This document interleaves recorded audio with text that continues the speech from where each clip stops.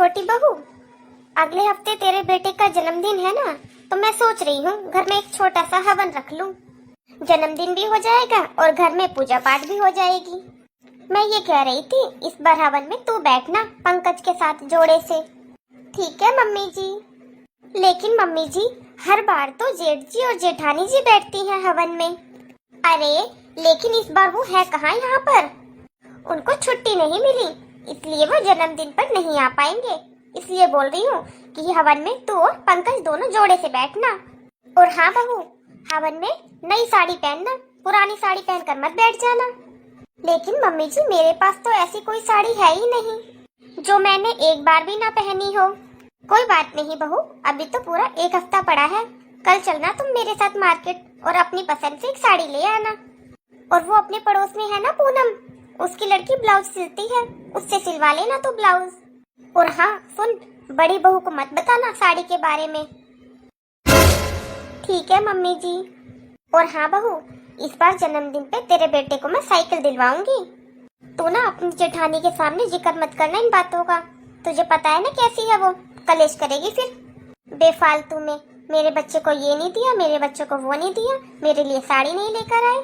उसे तो कितना भी दे लो। अरे मम्मी जी, जेठानी जी तो है ही इस लायक। हर बार उन्हें एक ही बात का घमंड रहता है कि जेठ जी सरकारी नौकरी करते हैं, वो भी इसलिए क्योंकि ये कुछ भी नहीं कमाते। बहू, 7 साल हो गए हैं उसकी शादी को, अच्छे से जानती हूँ मैं उसे। तूने आज तक कभी देखा है मुझे उसके पास बैठे हुए? मैं तो उससे बात करना भी पसंद नहीं करती। लेकिन बहू, तू ये मत समझा कर कि मेरा छोटा बेटा कुछ कमाता नहीं है। तुझे तेरी जेठानी से कहीं भी कम नहीं होने दूंगी मैं, ये ध्यान रखियो। हेलो, सुनिए जी, आप मुझे एक बात बताओ, आप अपनी माँ के सगे बेटे ही हो ना? क्या हो गया? कैसी बातें कर रही है ये? मुझे तो शक होता है जी कि ये आपकी सगी माँ है क्या। अभी अभी मैं सुनकर आई हूँ, देवरानी और मम्मी जी बातें कर रहे थे। अगले हफ्ते हवन है घर में, मम्मी जी ने हवन रखा है घर में। जब मम्मी को पता था कि आपकी छुट्टी नहीं है तो हवन रखना जरूरी था अगले हफ्ते। आपको पता है, मम्मी जी देवरानी जी के लिए नई साड़ी लेकर आ रही हैं हवन में पहनने के लिए। और मम्मी जी ने देवरानी को मना किया था कि जेठानी को मत बताइए साड़ी के बारे में। और आपको पता है, छोटू को साइकिल दिलवा रही है उसके जन्मदिन पर। मेरे बच्चों को तो मम्मी जी 10 रुपए तक नहीं देती हैं और उसके बच्चों को साइकिल दिलवाती हैं। ये घर की छोटी मोटी प्रॉब्लम होती है, मुझे मत बताया कर। मुझे वैसे ही दिक्कत होती है ड्यूटी पर। तुझे कुछ लाना है तो तू भी ले आ, मैं फोन पे कर दूंगा। जो मैं आपको समझाने की कोशिश कर रही हूँ ना, वो नहीं समझ रहे आप। इतना टाइम हो गया आपको नौकरी करते हुए, सब कुछ घर में दे दिया आपने। आपके मम्मी पापा तो आपके भाई का घर भरने में लगे हुए हैं क्योंकि वो कमाता नहीं है ना। मैं सच बोल रहा हूँ, ये घर की बातें सुन के ना मेरा दिमाग फटने को हो जाता है। और ये सारी बातें ना इतनी दिमाग पर मत लिया कर, ऐसा कुछ नहीं है। आपको मेरी बातें फालतू की बातें लगती हैं। अरे मैं ये सारी बातें अपने कानों से सुनकर आई हूँ। अरे मेरे पास पापा का फोन आया था, वो पूछ रहे थे मेरे से, और मैंने ही मना किया था पापा को कि अभी मेरी छुट्टी नहीं है। और जब भी घर में हवन होता है तू और मैं ही तो बैठते हैं, इस बार छोटे और उसकी बहू को बैठने दे। सुनो जी, आपके घर वालों ने मेरे साथ भेदभाव किया तो मैंने बर्दाश्त कर लिया, और आपके घर वालों ने अगर मेरे बेटे के साथ, मेरे बच्चे के साथ भेदभाव किया तो मैं बर्दाश्त नहीं करूंगी, पहले ही बोल रही हूँ। अरे बस कर, घर में शांति का माहौल अच्छा नहीं लगता क्या तुझे? क्यों? ये आपकी मम्मी को भी तो सोचना चाहिए कि वो घर में क्या कर रही है। अरे यार, मैं ऑफिस में हूँ, मैं फ्री नहीं हूँ, बिजी हूँ, मुझे बहुत काम करना है, मैं फोन रख रहा हूँ। हेलो छोटी बहू, आ तुझे एक बात बताती हूँ। जो ये तेरी जेठानी है ना, ये तो मेरी पसंद की है ही नहीं। मैं तो इसको देखने तक नहीं गई थी, अगर देखने जाती ना मैं तभी मना कराती। तेरे ससुर जी देखने गए थे, पता नहीं क्या देखा उन्होंने जो पसंद कर लिया इसे। और जब तेरे को देखने गए ना, तब तो मैंने बोल दिया था सबको कि अपने राहुल की बहू तो मैं ही देख कर आऊंगी। इसीलिए तो मैं तुझे बहुत प्यार करती हूँ, क्योंकि तू मेरे पसंद की है। मम्मी जी आपको पता है ये भी आपसे बहुत प्यार करते हैं। इन्होंने तो मुझे शादी की पहली रात को ही बोल दिया था कि मैं घर में काम करूं या ना करूं लेकिन आपकी सेवा जरूर करूं। इन्होंने तो मुझे उस दिन जेठानी जी के बारे में भी सब कुछ बता दिया था कि वो आपकी बिल्कुल भी सेवा नहीं करती है। हाँ बहू, सही कह रहा था मेरा राहुल। और हाँ बहू, तू भी थोड़ा ध्यान रखना अपनी जेठानी से बच कर रहना। वो बहुत तेज है, शातिर दिमाग की है। पता नहीं क्या हो रहा है मम्मी जी, 2 दिन से मेरे रात में सर में बहुत दर्द होता है। दवाई भी ले ली लेकिन कोई आराम ही नहीं पड़ रहा। अरे 2 दिन से दर्द हो रहा है और तूने बताया भी नहीं मुझे। चल रुक, मैं तेरे लिए काढ़ा बना कर लाती हूँ अभी। मम्मी जी मैं तो कभी कभी सोचती हूँ आप इंसान नहीं हैं। मेरा कहने का मतलब है आप भगवान हैं, भगवान। मैंने अक्सर हर घर में देखा है जो बेटा बहू कमाते हैं उसी की इज्जत होती है घर में। मम्मी जी आप तो साक्षात देवी हैं, देवी। ऐसा कोई सब दिन नहीं जाता जिस दिन ये आपकी तारीफ ना करते हो। मम्मी जी ये आपसे बहुत प्यार करते हैं। अच्छा सुन, मैं बड़ी बहू को बुलाती हूँ वरना वो देखेगी हम दोनों को यहाँ पर बैठे हैं तो सोचेगी क्या बातें कर रहे होंगे और बेफालतू में मुंह फुलाएगी। फिर फोन कर देगी तेरे जेठ जी को और 2 की 4 बातें लगाएगी। रुक मैं बुलाती हूँ अभी, 2 कप चाय भी बनवाती हूँ मैं उससे। बड़ी बहू, बड़ी बहू। हाँ क्या हुआ? बड़ी बहू किसी टाइम तो ढंग से बात कर लिया कर, हमेशा मुंह फुला के घूमती रहती है घर में। कुछ काम था क्या मम्मी जी? हाँ एक काम कर, अदरक वदरक डाल के अच्छी सी 2 कप चाय बना दे। तेरे को पीनी हो तो 3 कप बना दे वरना 2 कप ही बना दियो। मम्मी जी आपने मुझे चाय बनाने के लिए बुलाया है? ये छोटी बैठी तो है, ये बना देगी चाय। अगर तू चाय बना देगी तो कोई आफत नहीं आ जाएगी। छोटी बहू के सर में 2 दिन से दर्द हो रहा है इसलिए तेरे को बोला है चाय बनाने के लिए। छोटी तूने मुझे तो नहीं बताया कि तेरे सर में दर्द हो रहा है। बहू बनानी है तो बना दे चाय, नहीं बनानी तो अपने कमरे में जाके आराम कर ले, मैं खुद बना लूंगी। मम्मी जी आप तो ऐसे कह रही हो जैसे मैं सारा दिन आराम ही करती रहती हूँ। कब से मैं रसोई में शाम के खाने की तैयारी कर रही हूँ। दीदी आप तो केवल सब्जी बनाते हो, रोटियां तो सारी मैं ही सेकती हूँ। अच्छा जी, सब्जी का तो कोई काम ही नहीं होता, सारा काम तो रोटियां सेकना ही होता है ना। दीदी बस मैं आ ही रही थी किचन में, वो ना मेरे सर में दर्द होने लग गया, तबीयत खराब हो गई इसलिए थोड़ा लेट हो गई। बहू मुझसे गलती हो गई जो मैंने तुझे बुला लिया और 2 कप चाय के लिए बोल दिया। जा तू अपना काम कर ले, मैं अपने आप बना लूंगी चाय। बस शांति रख तू घर में। साड़ी दिलाए छोटी बहू को, घर के सारे काम करे बड़ी बहू। अरे क्या करूं, किसको कहूं? जिसके साथ ये भेदभाव हो रहा है वही नहीं सुनते जब मेरी। एक बेटा जो कुछ नहीं कमाता, सारा दिन निठल्लों की तरह घर में पड़ा रहता है, उसकी बहू की देखो घर में कितनी इज्जत है। जो बेटा बाहर रहता है उसके पैसों से घर खर्च चलता है, उसकी कोई वैल्यू ही नहीं है इस घर में। बहू क्या हुआ, आजकल तू बहुत उदास रहती है। बहू और आज तो तू सुबह से अपने कमरे से भी बाहर नहीं आई है। मम्मी जी कुछ दिनों से ना मेरे दिमाग में ना अजीब अजीब सी बातें घूमती रहती हैं। बहू ऐसी कौन सी चिंता है तुझे, मुझे बता जरा।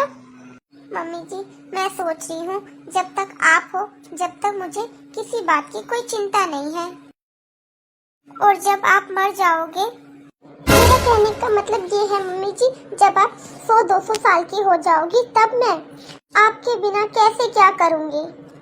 मुझे तो ये लगता है मम्मी जी आपके जाने के बाद जेठ जी और जेठानी जी मेरे को, छोटू को और इनको घर से बाहर ही निकाल देंगे। अरे ये क्या तू उल्टी सीधी बातें सोच रही है, ऐसे कैसे तुझे घर से बाहर निकाल देंगे। मम्मी जी जेठानी जी तो मुझे अभी देखकर खुश नहीं होती है, सारे दिन मुझसे झगड़ा करती रहती है।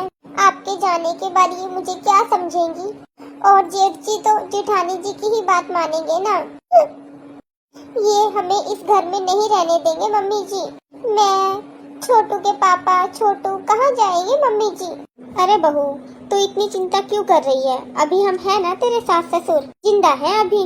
तूने सोच भी कैसे लिया कि तेरे को इतना मजबूर छोड़कर जाएंगे हम?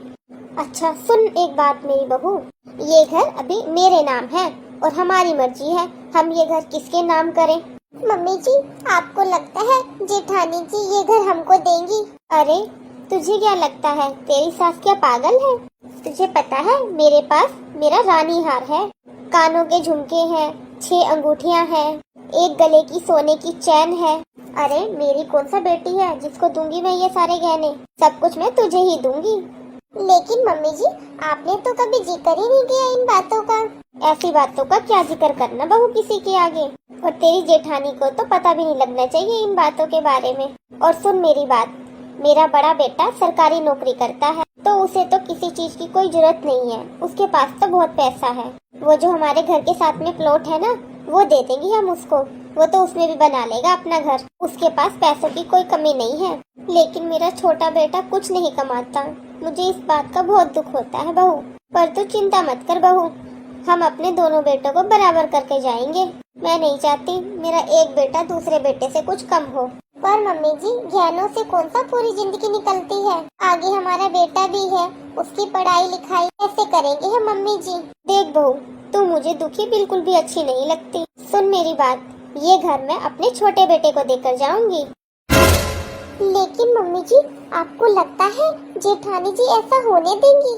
तूने सोच भी कैसे लिया कि मैं उससे बात करूंगी? वो होती कौन है भला? मुझे क्या करना चाहिए और क्या नहीं, मैं अपने बेटे से बात करूंगी। बहू, मेरा बेटा बहुत सीधा है, मैं उसे बताऊंगी ना ये सब तो बेटा वो खुद ही कह देगा, हाँ माँ ये घर छोटे के नाम कर दो। तू जानती नहीं है उसे, मेरा बड़ा बेटा बहुत अच्छा है, देखना वो 1 मिनट में सब कुछ दे देगा। वो तो ये 3-5 बस बहू लगाती है, ये है नाश की जड़। अब की बार वो छुट्टियों में आएगा ना तो मैं करवा लूंगी ये काम, तू टेंशन ना ले। तू देखना वो ये घर खुशी खुशी अपने छोटे भाई के नाम कर देगा। वाह मम्मी जी वाह, वाह मम्मी जी वाह, बहुत अच्छा भेदभाव कर रहे हो आप अपने दोनों सगे बेटों में। क्या बोले जा रही है तू? क्या भेदभाव कर दिया मैंने? मम्मी जी, आप ही बोल रहे थे ना कि आप इस घर को देवर जी के नाम करवाओगे। इस घर में हमारा भी बराबर का अधिकार है मम्मी जी, फिर इस घर को आप ऐसे कैसे देवर जी के नाम कर सकती हो? अच्छा, तो अब तू कान लगा लगा कर हमारी सारी बातें सुनती है, तो सुन ले तू, मुझे इस बारे में तेरे से कोई बात नहीं करनी, मुझे अपने बेटे से बात करनी है बस, और वो खुशी खुशी इस घर को अपने भाई के नाम कर देगा। मम्मी जी, भले ही मेरे पति को नहीं चाहिए होगा इस घर में कोई हिस्सा, लेकिन मुझे चाहिए और मेरे बच्चों को भी चाहिए। सगी माँ होकर अपने एक बेटे का हक छीनकर अपने दूसरे बेटे को देना चाहती है। ये आपकी इज्जत करते हैं, आपको कुछ नहीं कहते हैं, लेकिन आप तो इस बात का ही फायदा उठा रहे हैं। मम्मी जी, आज तक आपने मुझ में और छोटी में दोनों में बहुत भेदभाव किया है, लेकिन मैंने कभी कुछ नहीं कहा। और तो और आपने हमारे बच्चों के साथ भी भेदभाव किया है, लेकिन आज बात मेरे बच्चों के हक की है, तो आज मैं अपना और अपने बच्चों का कोई भी हक नहीं छोड़ूंगी। चाहे आप, पापा जी, सारे रिश्तेदार, चाहे कोई मुझे कितना भी बुरा बोले मम्मी जी, मैं अपने बच्चों का हक ऐसे किसी को भी नहीं खाने दूंगी मम्मी जी। दीदी, मम्मी जी बस एक ये घर ही तो दे रही है हमें, बाकी वो प्लॉट पड़ा है वो आप ले लेना, और वैसे भी ये घर मम्मी जी के नाम है, वो चाहे किसी को भी दे। अच्छा देवरानी जी, ये घर क्या आप अपने दहेज में लेकर आई हो जो ये आपको ही मिलेगा? ये क्या तरीका है अपनी देवरानी से बात करने का? जो बात करनी है मुझसे कर, इससे कुछ कहने की कोई जरूरत नहीं है। मम्मी जी, मुझे भी कोई इंटरेस्ट नहीं है आपकी लाडली बहू से बात करने में, मैं बस आपको समझा रही हूँ कि इतनी आसानी से मैं अपना और अपने बच्चों का हक किसी को लेने नहीं दूंगी। मम्मी जी, ये घर आपके नाम है ना, तो आप अपने नाम रखिए, मुझे कोई प्रॉब्लम नहीं है, लेकिन जिस दिन इस घर का बंटवारा होगा उस दिन दोनों बेटों में बराबर का बंटवारा होगा। थोड़ा धीरे बोल ले बहू, यहाँ आस पड़ोस भी है, दीवारों के भी कान होते हैं। कविता, प्रणाम ताई जी। खुश है बेटा। कविता, सब कुछ सही है ना? मेरे घर तक आवाज आ रही है, बहुत देर से तेरे घर से चिल्लाने की आवाज आ रही है, क्या हो गया? कोई बात है क्या? देख लो जीजी, अब तुम, आप बड़ी तारीफ करती हो ना बड़ी बहू की, कब से लड़ाई कर रही है मेरे साथ। ना इसे ये शर्म, मैं इसकी माँ बराबर हूँ, सास लगती हूँ मैं इसकी। हाँ हाँ, सब सुनाई दे रहा है बाहर कि तुम तीनों में लड़ाई हो रही है। अरे ऐसी भी क्या बात हो गई? ताई जी, आप मम्मी जी से कुछ मत कहो, आप जेठानी जी से पूछो, उन्हें क्या तकलीफ है, उन्हें क्या दिक्कत है। मम्मी जी से आज सुबह से ही झगड़ा कर रही हैं और मेरे से तो हमेशा ही झगड़ा करती है। ऐसा कुछ नहीं है ताई जी, मैं भला मम्मी जी से क्यों झगड़ा करूंगी। इतने सालों से आज तक आपने कभी सुना है कि मेरा झगड़ा हुआ है मम्मी जी से? लेकिन आज मुझे अपने हक के लिए झगड़ा करना पड़ रहा है। ताई जी, मम्मी जी ये घर अकेले देवर जी के नाम पर करना चाहती हैं। आप मुझे एक बात बताइए, इस घर में हमारा भी तो बराबर का हिस्सा है ना? ऐसे कैसे मम्मी जी ये घर अपने एक बेटे के नाम कर सकती हैं? देख लो बहन जी, कैसे लड़ाई करती है ये मेरे साथ। बस ऐसे ही तांडव मचा रखा है इसने सुबह से। आप कुछ बोलिए ताई जी, क्या एक बेटे का हक छीनकर दूसरे बेटे को देना चाहिए क्या? कविता, ये बड़ी बहू सही कह रही है क्या? जी, आप भी जानती हो कि मेरा बड़ा बेटा सरकारी नौकरी लगा हुआ है, उसके पास पैसों की कोई कमी नहीं है, और मेरा छोटा बेटा वो कुछ कमाता नहीं है। तो आप बताओ, दोनों बेटों में कितना फर्क है? तो हमारा फर्ज बनता है ना माँ बाप होने के नाते कि दोनों बच्चों को बराबर का करें। और मैंने तो इस बारे में इससे कोई बात भी नहीं करी है, यही कान लगाकर सुन रही थी। मैं तो इंतजार कर रही थी, कुछ दिन में मेरा बड़ा बेटा आएगा, फिर करूँगी मैं ये बात। चल, मैंने माना, तेरे कहने पर तेरा बड़ा बेटा ये घर तेरे छोटे बेटे के नाम कर देगा, लेकिन ये तो गलत हुआ ना। जब तेरे दो बेटे हैं तो हिस्से भी तो दो होंगे। अरे बहन जी, तो ये बराबर वाला प्लॉट दे तो रहे हैं हम इसे।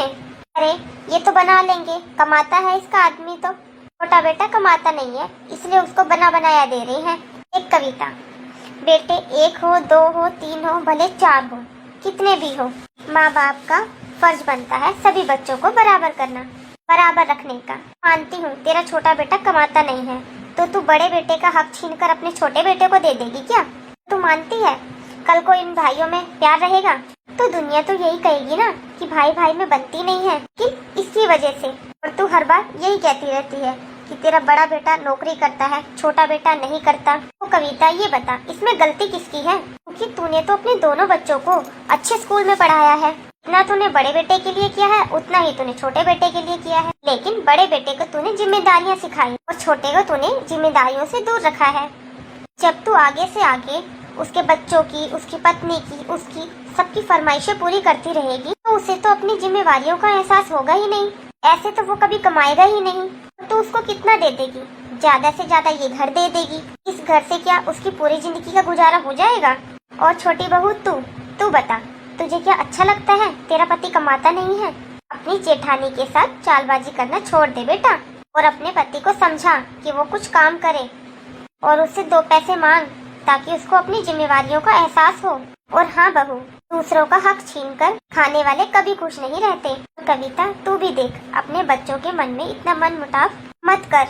अगर तू अपने बच्चों को बराबर ही करना चाहती है ना, तो तू अपने छोटे बेटे को बोल कि वो कुछ कमाए। भगवान ने उसको हाथ पैर दिए हैं, पढ़ाई लिखाई सब कुछ दी है, तो उसे जिम्मेदारियों का एहसास करा, उसे अपने पैरों पर खड़ा होने के लिए मजबूर कर। कविता, जिस दिन तेरा छोटा बेटा भी कमाएगा ना, उस दिन तेरे दोनों बेटे होंगे बराबर। माँ बाप के भेदभाव के कारण ही प्यार बढ़ता है और दुनिया को हंसने का मौका मिल जाता है। आप सही कह रही हो बहन जी, सही कह रही हो बहन जी। हम तो इस दुनिया से चले जाएंगे और हमारे इस भेदभाव के कारण हमारे बच्चे एक दूसरे के दुश्मन बन जाएंगे। हाँ, अब की ना तूने समझदारी वाली बात।